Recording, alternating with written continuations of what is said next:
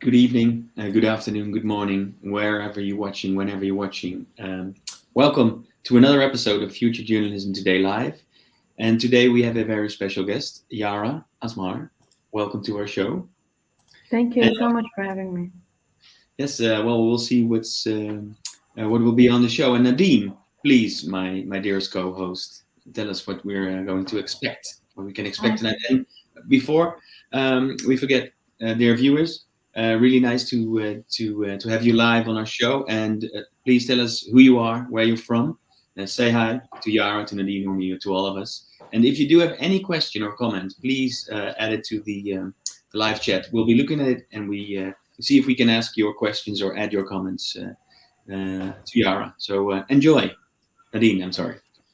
No problem. Thank you so much, Lawrence, for the great introduction. It's so nice to be back again since we haven't done a session in January and our last one was in late December. But again, thank you very much, Yara, for joining us today. Very happy to have you, a fellow Beirutean, a fellow Lebanese. I'm really happy and I'm so proud. I couldn't stop saying it all the time. So I hope that's fine with you.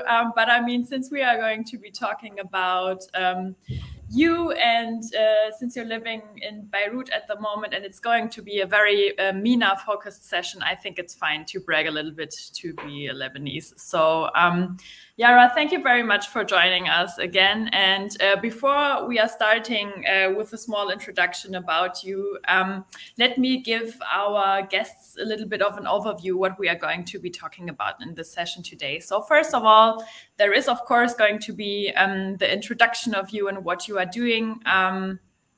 And second of all, we are going to be talking about a tool that you are using in your everyday life that is very helpful, not only for journalists, but for everybody, I guess.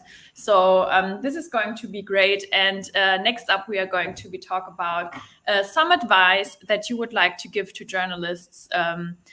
We call this category Stop It Journalists, but basically it is a little bit more positive. So we are trying to give other people advice what they could do instead of a practice that they are currently using. And last but not least, everybody, we have a live Q&A. So if you have any questions, please feel free to ask them. We are always happy to answer them. And I'm sure we will have a great session. Yeah. All right. By the way, I see, Nadine, I see more viewers joining. So welcome to another episode. We've got Yara Asmar here on the show. And please tell us who you are and where you are from. And if you have any questions, like Nadine said, please add them to the chat right there. Yes. To say it in Arabic, ahlan wa sahlan. So, okay, let's get to the intro part now, Yara, or as I would say it in Arabic, Yara. So yeah, that's how you pronounce the name, right? Yara, you are the regional strategy manager at Friedrich Naumann Stiftung in Beirut. Before I'm going to tell people a little bit more about your CV, let's look at Friedrich Naumann Stiftung because maybe not everybody knows this foundation. As you already can tell, it's a German foundation. That's why I'm saying Stiftung instead of foundation. But a little bit about it. Friedrich Naumann Foundation for Freedom is its whole title, is a German foundation for liberal politics related to the Free Democratic Party, as you would abbreviate it in German, FDP. It was established in 1958 by Theodor Heuss, which was the first president of the Federal Republic of Germany, and it basically promotes individual freedom and liberalism. So I'm really struggling to say Yara or Yara, but I'm going to stick with Yara. So as I said before, you are the regional strategy manager based in Beirut. So I'm really happy to hear about your work and what you are basically doing at FNF to make it a little bit more short. But you are not only working at Friedrich Naumann Foundation, you are actually a trained journalist. So you did your BA in Communication Arts and Journalism at Notre Dame University in Lebanon, and you have an MA as well in International Relations from the Central European University in Budapest, where you've graduated in 2018. So not super long ago, actually. And not really. And you've been to Europe as well. So I'm really happy to hear from you about this too. You've started with FNF in 2014. So when you were basically still studying, actually.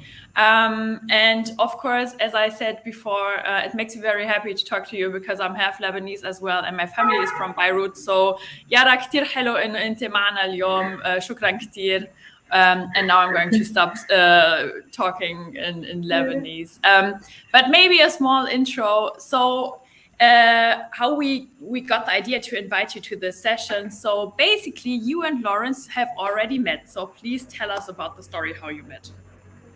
Yeah, maybe Yara, if you like. Yeah, just correct a small information. So I'm the regional strategy manager of the MENA desk that is based in Amman. Yeah, that is based in Amman. However, I'm currently in Beirut. So Lawrence and I, we met in Amman. We met like in the hallway of a conference room. I was looking for him. And we're basically preparing for our session at the Arish Forum, which is the Arab report investigative journalism network. I always struggle in remembering the acronym of Arish. Exactly, So this definitely Arish is very well known network of investigative reporters around the region, and they have their yearly forum. And this year we're so lucky to have Lawrence with us. We, as Friedrich Naumann Foundation, we partner up with Arish, and the panel discussion was about innovation in the field of journalism, and it was inspired, this panel discussion, by a project that FNF, MENA, and Arish are working on, which is Innovate to Investigate, like an experimental incubator for journalists, investigative journalists, to try to experience design thinking, see if it works in the field of journalism, and how they can be not only supported by, the facts, the material they gather, but also by different stakeholders they can work with to develop the story and even to present it. Because now story presentation, investigative journalism is very important, especially in the era of data journalism. So this is how Lawrence and I met. I was moderating the panel, and he was one of the panelists.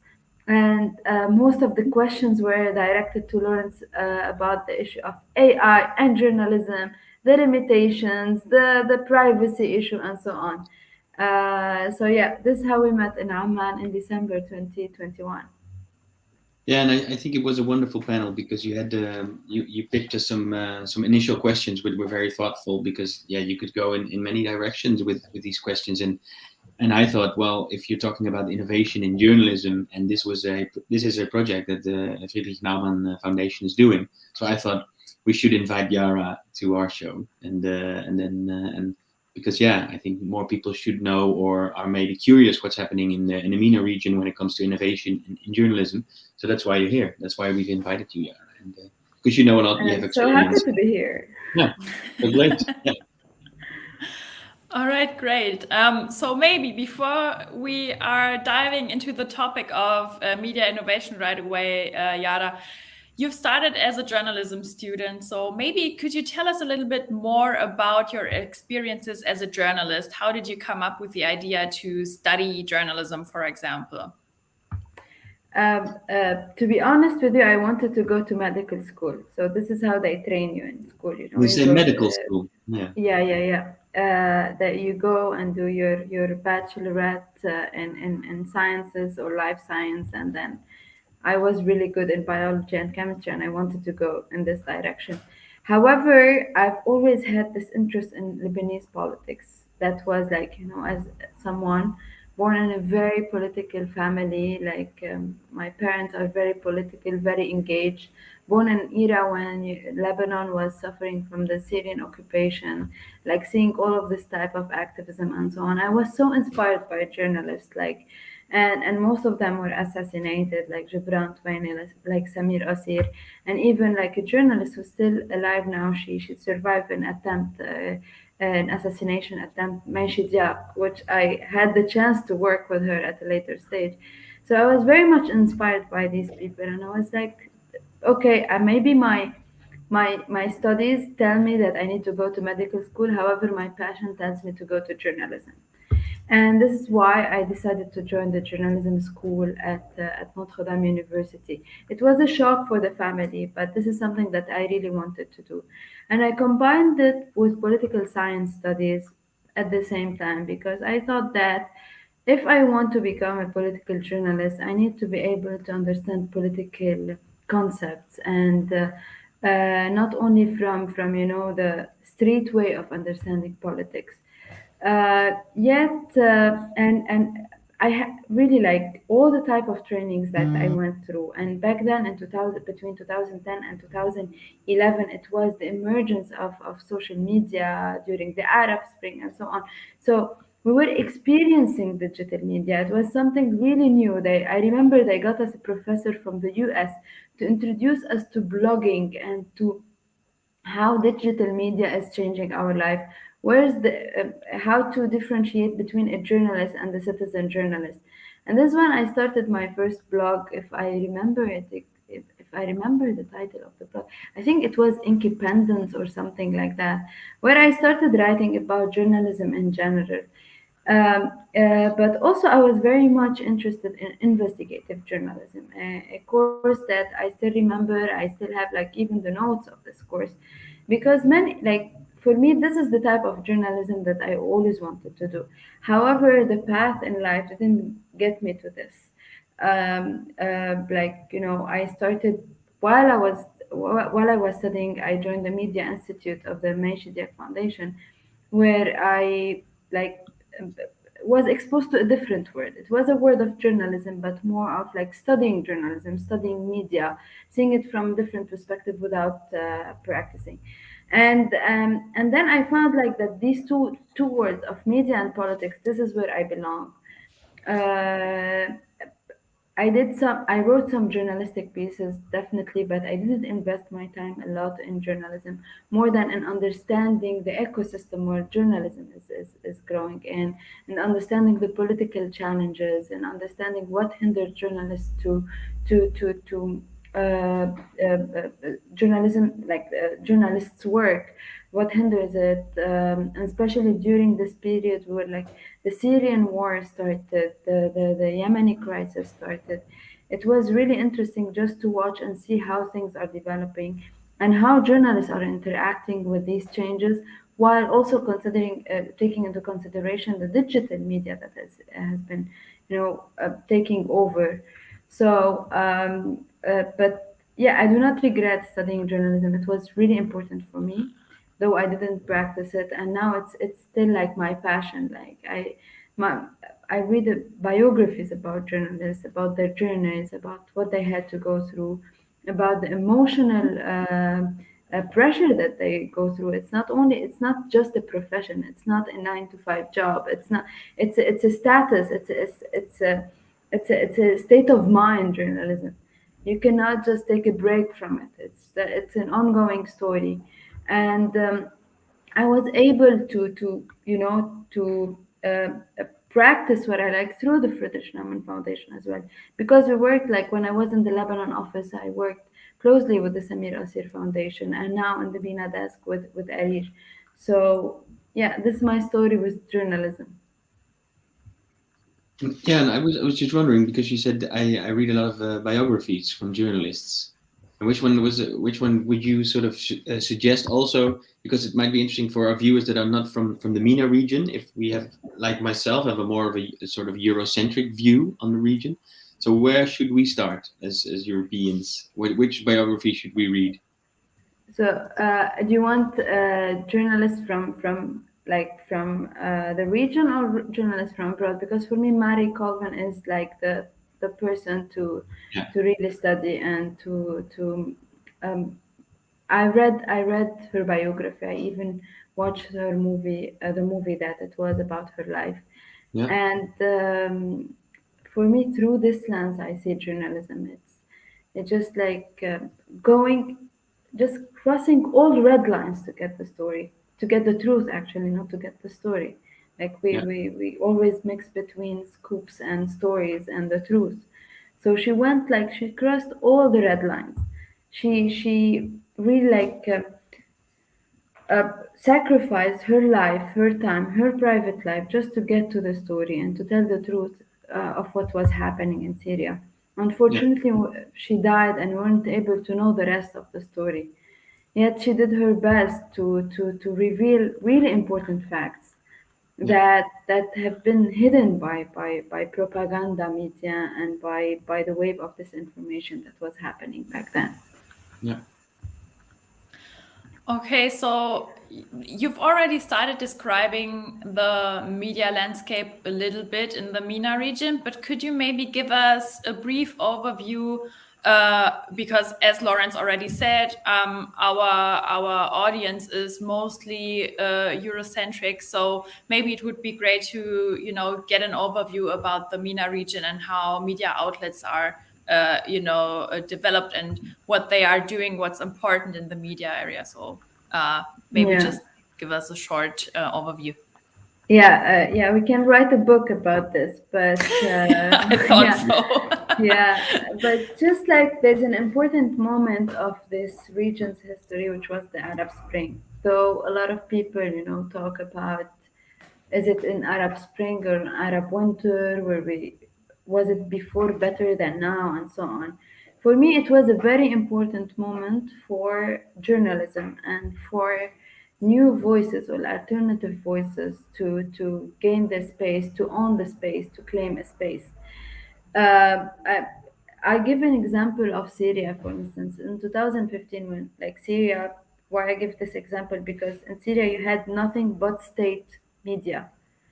And in 2015, I remember we were doing a study on the qualitative work of more than 300 media outlets, alternative media outlets that emerged out of Syria, a country that was never exposed to free journalism and so on. So these alternative voices really flourished after the Arab Spring. Talking about Tunisia, because there's a very known alternative media outlet, Intifada. Like it came from the revolution. It came from the new the new discourse that the revolution imposed on the Tunisian reality. Other than this, like you have Rasif 22, which is basically if you talk to Karim Sa'a, the publisher of Rasif, says he would tell you that Rasif is the product of the Arab Spring. And in Rasif, the stories that are written are super non-traditional. You won't see it on a Jordanian TV station or Lebanese TV station or Tunisian TV station. The traditional media. Stories about the LGBTQ communities, stories about violence against women, stories from like simple stories about individuals who made a difference in their environment, stories about innovators and so on. These kind of stories we do not find in traditional media. In traditional media, we see paid stories. We see stories that that it's either a holistic perspective of everything happening to or like a more politicized or perspective. Yet alternative media or the alternative media outlets, they really change the discourse in in the region, and what was taboo, it became something that you can discuss and you can talk about sexuality, about everything that really like it's in our daily life. And what I really like about the approach of traditional media, and even I would like to mention Iran Wire as well, because it's a different, it's not from the Arab Spring, it's a different discourse, but also it gives it a different kind of content. Knowing Iran and how close is Iran and so on, is they focus on the human factor, because we all can talk about what's happening politically. We all can talk about the economic crisis in Lebanon. We all can talk about the constitution crisis that Tunis is going through. Yet, how is it affecting individuals? How is it affecting local areas? How it's affecting, the culture, the culture, the traditions, and so on. This is what the alternative media brought to the table, to the discussion. And in other countries, like not Arab countries, like country like Iran, like the propaganda machine of the regime is unbelievable. The disinformation that the regime produces, the disinformation that surrounds people in Iran is unbelievable. They fabricate stories, they create fake websites. There's a Iranian journalist, Masih Ali Nejad. They made a story about her that she was raped in London, while nothing happened to her. And this became the discussion, because the idea was that she was raped because she wasn't veiled. And this became the discussion in Iran. While these media outlets that are really reaching through the internet, Iranians inside Iran and outside Iran, they're revealing the truth. They're trying to counter this information propaganda system of regimes like in Iran and so on. So, in a nutshell, like the Arab Spring and the wave of protests that happened in the region, it might not have brought change like democratic change as we imagined it or as we dreamed about it. Yet it it kind of let journalists to claim their spaces, to say we're not accepting the status quo. This is our space. Exactly, and that's an interesting analysis. And I have so many questions now, and I was just wondering, because you talked earlier on about the human factor. You said that these are stories about human factor. They can be small or they can be alternative, which you don't see on more in state newspapers or televised news broadcasts. What about the audience engagement, or the way the audience is participating? Can you tell us a bit about, like, for example, you say Intifada, or is it Receive 22? Yeah. Do they invite their viewers or their listeners or their users to create or join or participate in any way? Like, you have different formats definitely that are being used, but definitely they're very much depending on a kind of a conversation that they would create, the alternative media. I cannot claim that I know how the audience of all of these media are interacting. However, you can see this on social media and the type of the stories that are being shared on Instagram, for instance, where they're coming from, where the information is coming from, is coming from these alternative media that basically they're either asking a question or sharing an information or sharing a claim or sharing a concern, and people are interacting with this, maybe not directly through the media outlet itself, but on social media discussing it. And many times you had controversial content that was contested by conservatives and defended by more liberal minded people, and it created this kind of conversation. Well, if you go to the traditional media, even with the use of social media and all of this, they're very much, boxed in their content. They do not create a discussion. They do not um, uh, uh, allow the others to have a say. So it's basically more informative than deliberative, than people can talk about it and Yeah, engage in it. yeah. And I don't know, Nadine, if you have any questions, but you go first. Yeah, of course. Yes. I thought it might be a good idea because maybe some of the viewers haven't seen any of the examples that we've talked about in the session now. So I thought it might be a good idea to show one of them, which is Intifada in this case. You can find it at intifada.com. And as you can see, it's not only in Arabic, but as well in French and in English as well. And I thought maybe I could scroll through the look so you can see it's not only different from the topics, but as well it's greatly made in the visuals too. So you can scroll through the sites and see all of the investigations of Intifada. And one thing I find really interesting is that Intifada has been working together, examining the Pandora Papers and their impact on the Tunisian side as well. So that's some great investigation that you can discover as well. So please feel free to check out the site. It's really well made. And I thought maybe this would be a good idea to show, one example, not only talking about it, but showing it too. But I think, Yara, you have a few more examples you would like to tell us about, right? Yeah, but before this, I would like to mention something about Intifada because we were so lucky to have a panelist from their Inki lab during the Tunis Innovation Politics Forum that we organized. And they have an actual lab where they test tools and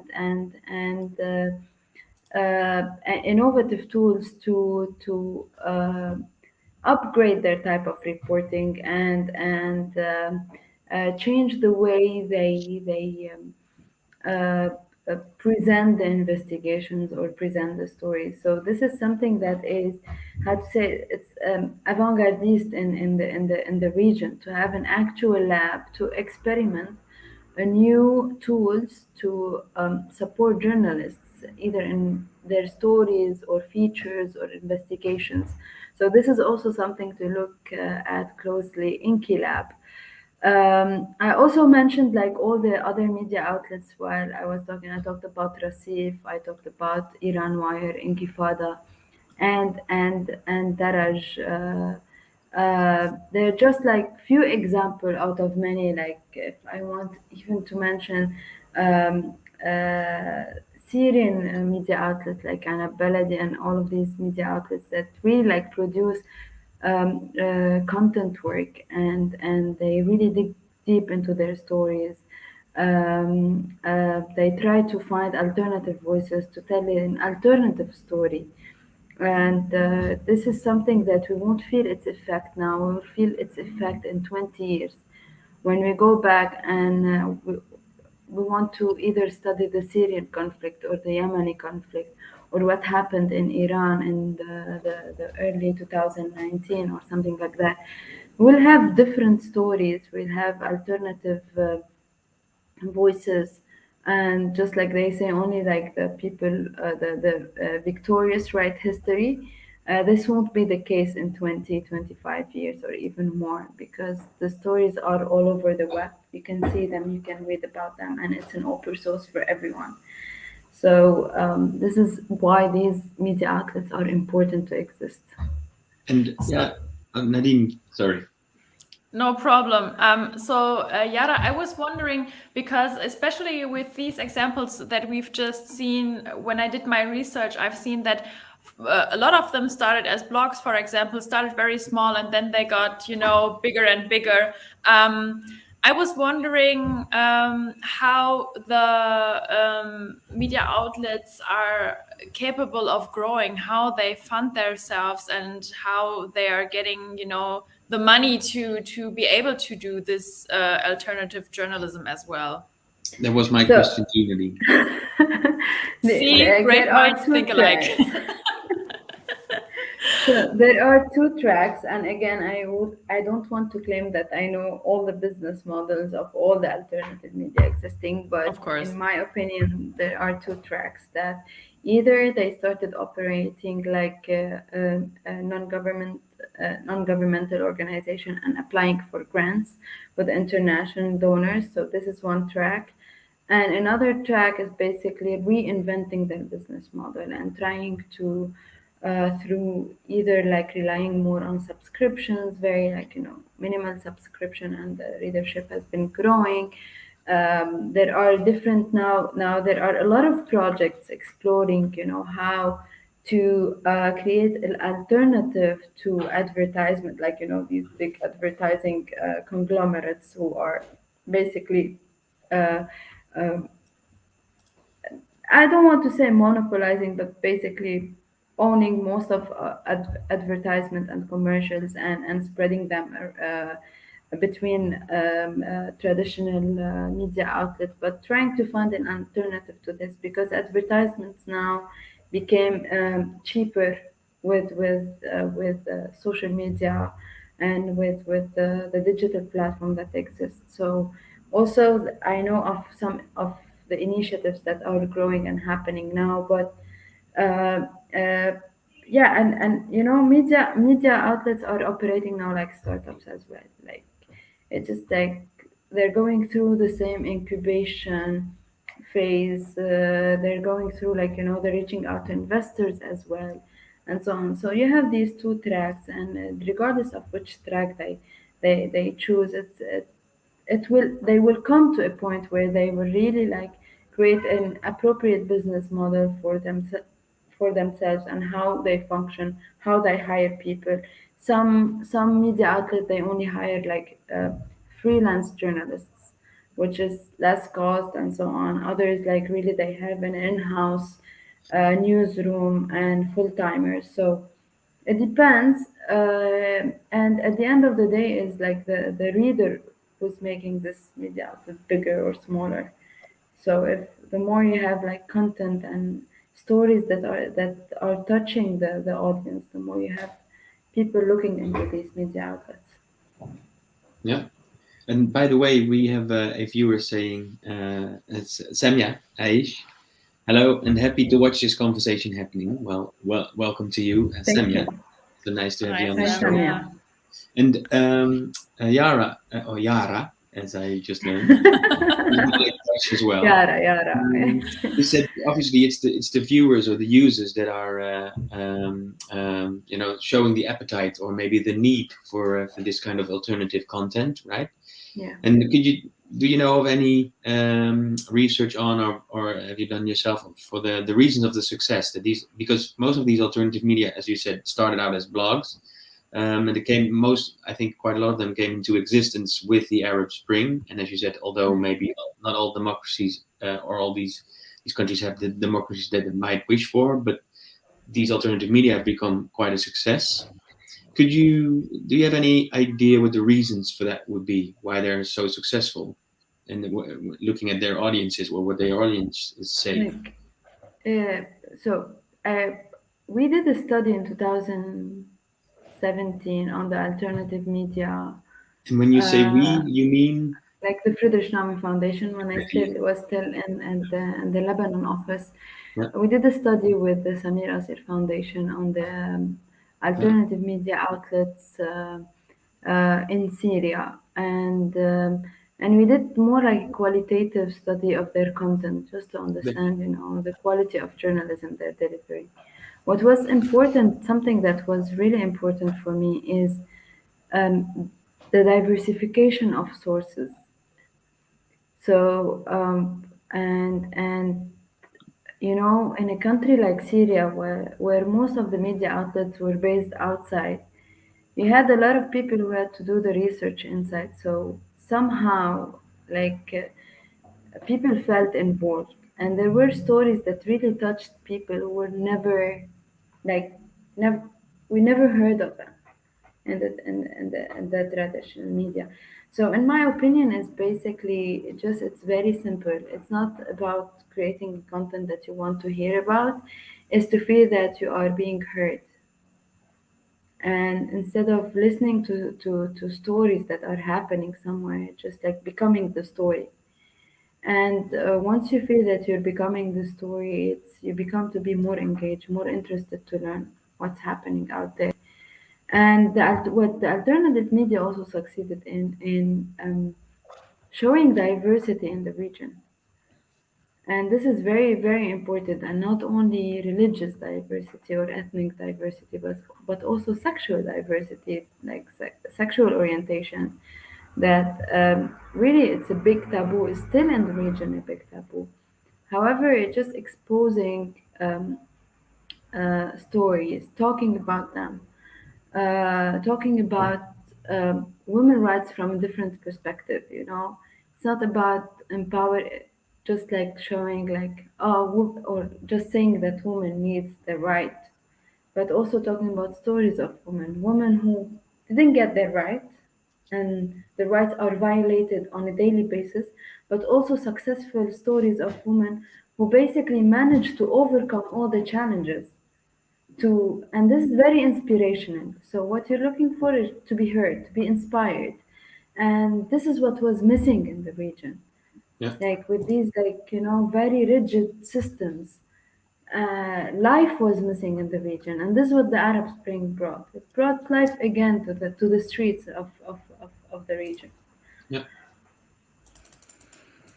Yeah, I think it's a very sensible explanation of the success of these alternative media, and I think if I may say, it's a bit universal too, because we've talked to a lot of more of innovators in journalism from Europe or with a more Eurocentric view. And Nadine, please correct me if I'm wrong, but that there, especially when you talk to audience engagers in the West, they say more or less the similar things. They say, people are becoming the story and they have to be engaged in. So it's not only talk about successes, but also about failures, but all the diversity. And if you are heard, you can become part of the story and you're more engaged. So I think that's I see. It's more of on a universal level, the same things, and you In a need those. nutshell, it became a two-way thing. It became a Exactly. conversation. Yeah. It's not anymore what it's a one-way thing, like what the journalist says and that's it, and go home. It became an ongoing conversation everywhere in the world. Exactly. Yeah.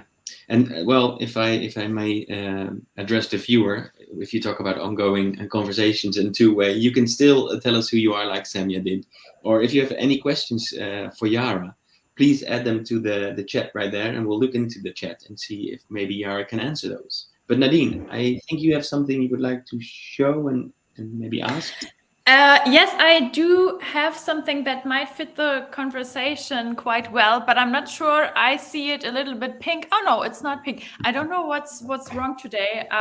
But my computer is turning everything a little bit pink, weirdly enough. But I have one example which happens to be funded by the GNI. Total disclosure, I have been researching, and Lawrence and I have been both GNI teaching fellows, so that's why I'm mentioning this as well. But I just thought this would be a good example as well. And basically, this is an Arab startup called eGap. I don't know if you've heard of it. Yara, have you heard of it before? No, actually, no.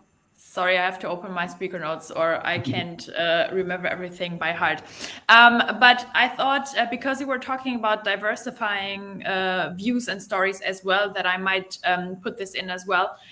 So this is a startup, a media platform, which is providing original journalism solutions pitched by local journalists from across the Middle East and Africa. So basically the platform creates infrastructure for journalists and editors to connect and amplify solutions journalism, which means that they are focusing on telling how communities are responding to problems.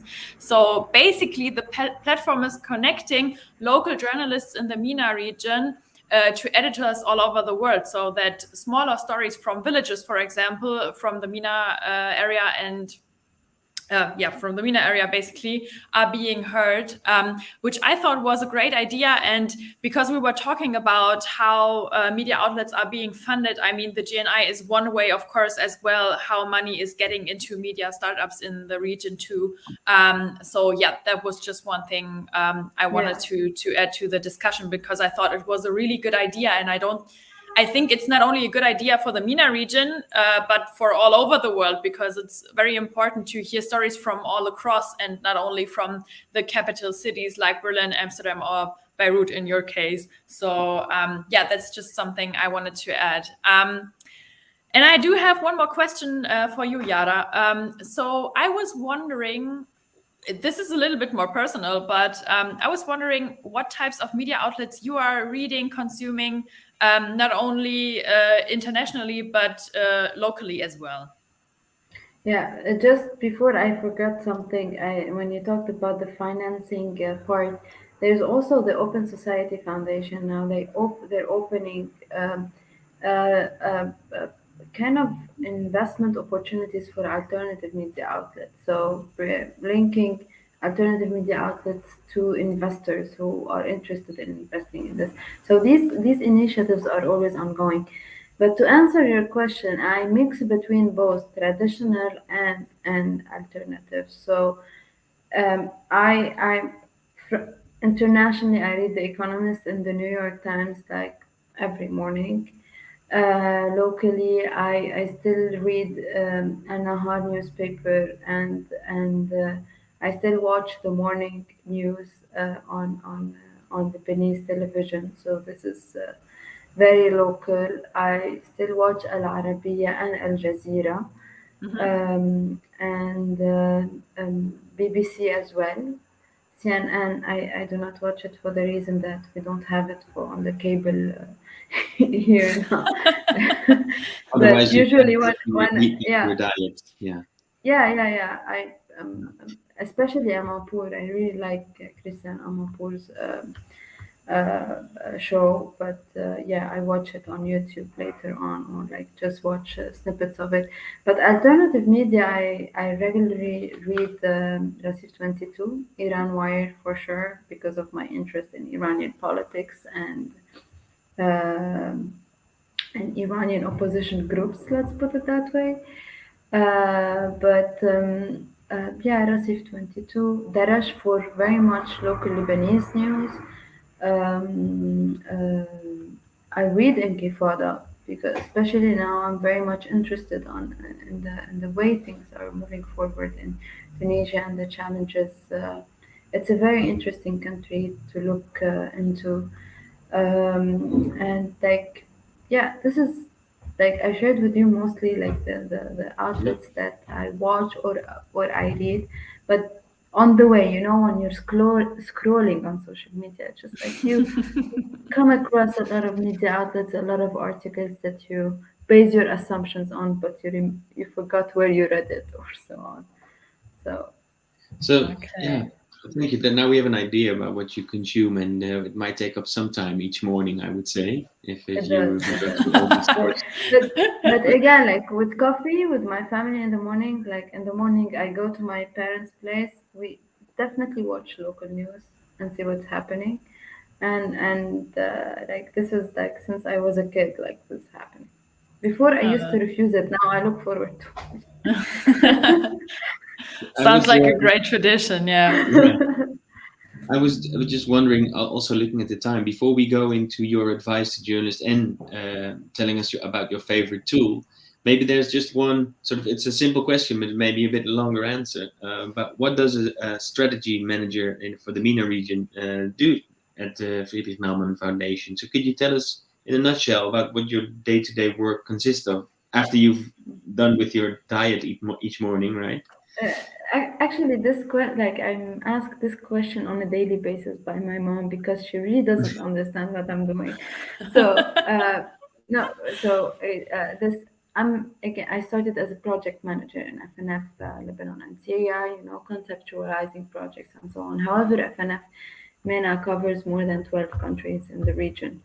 And as a strategy manager, I try to build a kind of a holistic strategy to make sense of all the project work that is happening in the region. We have offices everywhere. They work with a lot of local partners, but how we can, bridge this between all the countries, how we can create opportunities of exchange under which umbrellas, and which strategy, like build a strategy for the region to bring all of these partners, not in a very, random way, just like what's the topic of the town and let's bring experts. Just like more a very systematic way to make sense out of our project. projects. As Friedrich Naumann Foundation, we work with liberal political parties around the region. And part of our work is to create networks. So one of the strategy lines that we have, it's called MENA. It's basically creating networks of either individuals or political parties. So now we have the Ahlan, which is a liberal political party network, and we have Ibn Khaldun initiative. Ibn Khaldun is an Arab liberal thinker, and that's why we named it Ibn Khaldun. It's a network of liberal thinkers from around the region, people who didn't join political parties. Also, we create, and as a strategy manager, also as my duty is to create this bridge between Europe and the MENA region. That's why also another track, strategic track that we have is MENA EU, where we try to create some exchange and so on. This year it will be very much focused on how Europe is inspiring other regions, and how we can create this bridge between these two regions. And the third one is basically the third track that we're working on is we call it MENA Geopol, just to discuss the geopolitical changes that are happening on a daily basis in this region. And since we do not have project offices, let's say in Iran or the Gulf states, but they're major players in the region, we cannot talk about the region without having an eye on what's happening there. So this comes under this track that also includes the innovating politics part, and this is where we try to focus on how we can innovate politics, not only like as a politics as a practice, but also as a theory, how to understand how technology or how innovative methodologies can change the discourse or can upgrade the discourse. Like I remember very well in 2019 when we did our first forum, we had a panel discussion on innovation and collective memory, how and how like AI tools, how games can um, like create a new model of history, create a new story of history, can bring people together in a different way instead of reading in one history book, just trying to see things from different perspectives, trying to see how game even allow us to understand history. So this is what I do as a strategy manager. Well, I think it's a very thorough explanation with these three tracks, right? So, and I hope your mother now understands. But I'm not sure. I hope Let's see. most I will viewers ask will her do. after this. Yeah. And so, if our viewers do have any questions, maybe on the one of those tracks or any other stuff, please do put them in the chat, and we'll see if Yara can answer them. So thank you for explaining what your day-to-day work looks like, and I think it's quite well. It's very interesting, and because it has so many layers, I would say, with geopolitics, with maybe MENA in Europe or Europe and MENA region, and first one creating these networks. I can Yeah. imagine it's quite a quite a job to do in I don't know how many hours a week, but I can imagine you're quite busy. You don't count hours. You count No, projects, and you count people I that would you say. encounter, and you don't count hours. Like this is my No. philosophy at work. But maybe speaking of things that make your life a little bit easier, Yara, let's get to the tool that you are using on a daily basis, which is hold on, let me put it up. Yeah. Okay, hold on. Yeah. Friend, we have to have our great unboxing. Again, I'll do it again. Yeah. Okay. Your favorite tool. That's Yeah, your favorite tool. Yeah, that's right. So there it is. So this is the tool you would like to tell us about today, Yara, and it's Trello. So maybe Yes. some of you have already heard of it, but please tell us a little bit about more about Trello. So it's more like a task management tool, and I must say that it works in teams and it works on a personal level. Like it was very helpful for me when I was doing my studies in Budapest, when I was like um, uh, dividing, especially when I was writing my thesis. It was a very important tool for me to divide the chapters, to divide the sources and everything. So as an individual, it works. Yet, as an individual, you won't be able to enjoy all the features that exist in this tool. However, when it comes to a team, first it minimizes the use of emails, which is really cool. So you do not wake up, though I still wake up with 50 emails in my inbox. It's fine. I think I'm not waking up with 100 email in my inbox. So it just minimized the use of emails, just like, quick tasks, conversation that you can have. You can put attachments. You can even especially when you put a due date, so you can follow up on the task that you gave to other people with specific deadlines. It's not easy. It requires a lot of commitment because it's also an ongoing conversation that you need to follow up on. It's not only an email that you're replying to, but it makes your life easier once you get too used to it. At first, I wasn't able to work with it. It was too much on me. Too much like cards here and there, going here and there. But uh, like when you get used to it, you will understand that it's very easy tool, very direct, and there are a lot of features that you can use, from forwarding your emails to your cards, or forwarding, or like for example, you don't want to send a lot of attachments to someone. You can basically just link the card. And yeah, this is something that our project director in Lebanon started, and we continued with it. He continued with it in the MENA desk and in the MENA office, and it's pretty much helpful. Okay, so Trello.com is something people, if they're not using, especially when you work in teams, right? Then it has a real good value. It is. It is. It's not again. It requires a lot of engagement and follow up. This is important, so you can follow up on your stuff. Yeah. So, but for me, it became a very essential tool. Well, thank you for sharing.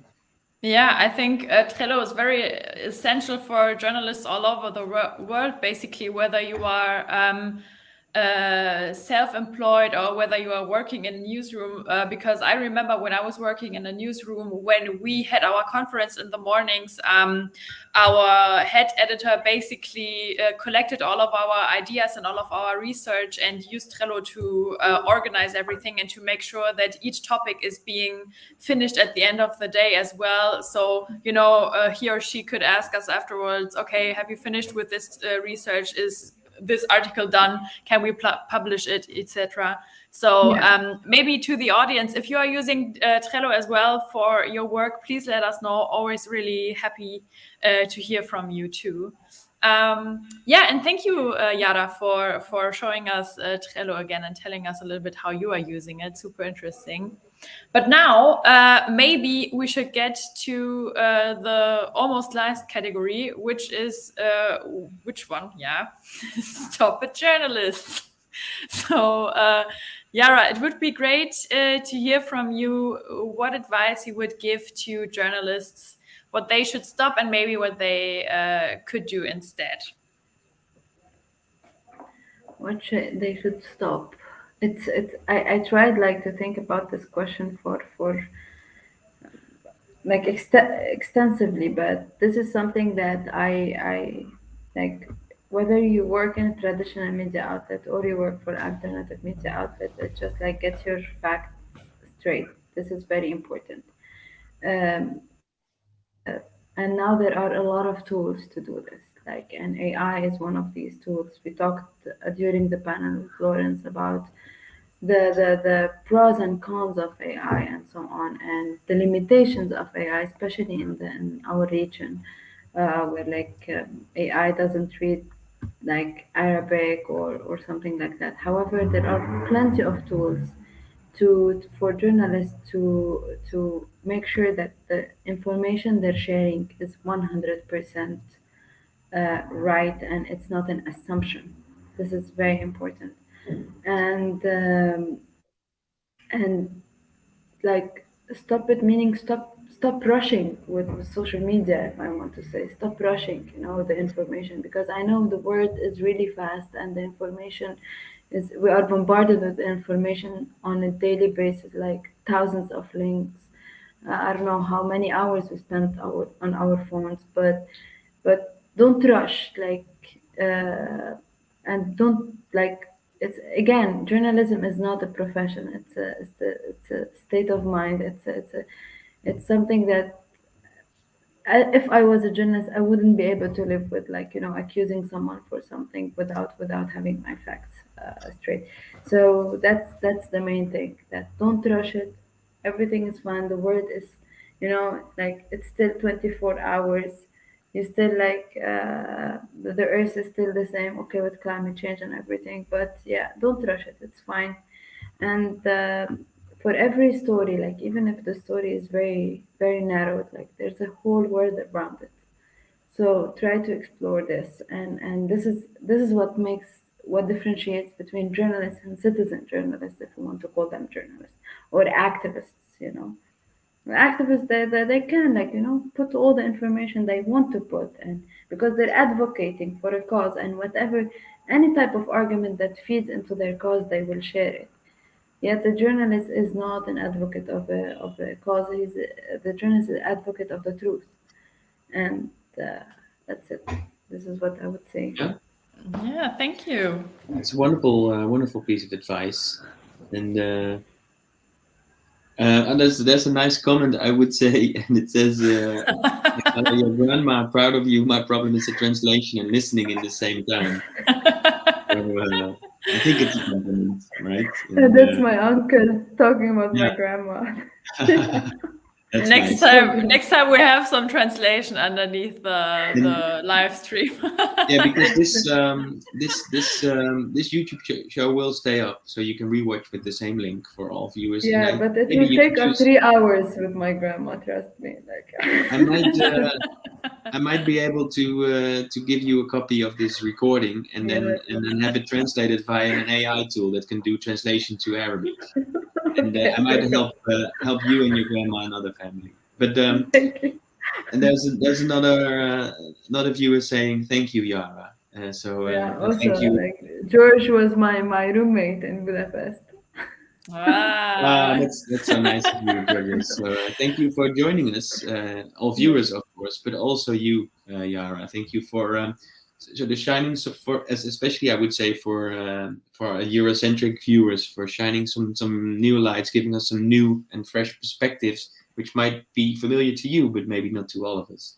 So I would say thank you, Yara, or Thank Yara, you so much for having me. for Yeah. joining us today. And I think time is too short, but you don't count hours, you count projects. So I'll keep that in mind Exactly. as well. That's something I'll take away. You count ideas. You count people. This is what you count. Exactly.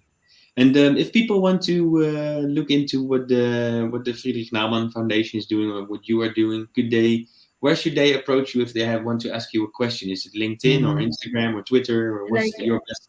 like all social media outlets, they can go and check FNF MENA. It's the same Yeah, handle.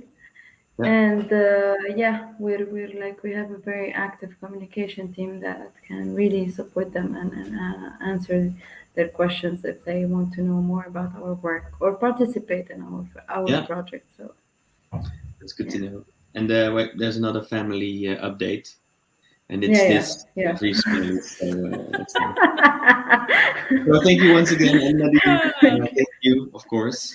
Thank you Yeah. And so much. Thank you, No, thank you for Yara, having me. for yeah, really, it was really great to talk to you. And greetings to Beirut from Berlin. Everybody, have a great evening, or maybe it's morning where you are at the moment. Have a great day. Thank you should I, again. by the way, should I say, as I learned in Amman, shukran, Yara. Exactly. You're very welcome. Yeah, and well, enjoy Bye. Yeah. the evening or what's left of it, and thank you Yeah. for watching, dear viewers. Thank you so much for having me. Thank you, everyone. Bye.